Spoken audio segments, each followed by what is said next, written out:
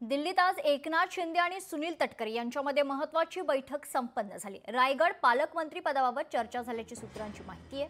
अमित शाह आणि शिंदेंच्या बैठकीतही पालकमंत्री पदावरून चर्चा झाली असं सूत्रांकडून कळते। त्यावेळी राष्ट्रवादी आणि शिवसेनेच्या मुख्य नेत्यांनी बसून प्रश्न सोडवण्याच्या अमित शाह यांनी सूचना केलेल्या आहेत। 15 ऑगस्ट आधी रायगड पालकमंत्री पदाचा प्रश्न सुटणार का याकडे लक्ष असेल।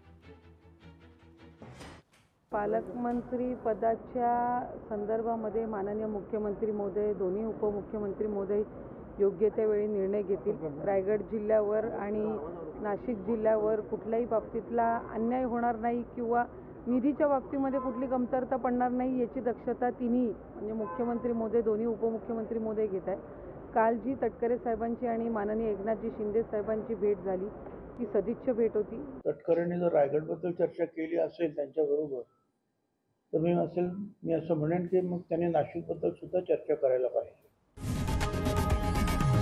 लोकशाही मराठी ऐका, पहा, जागरूक रहा।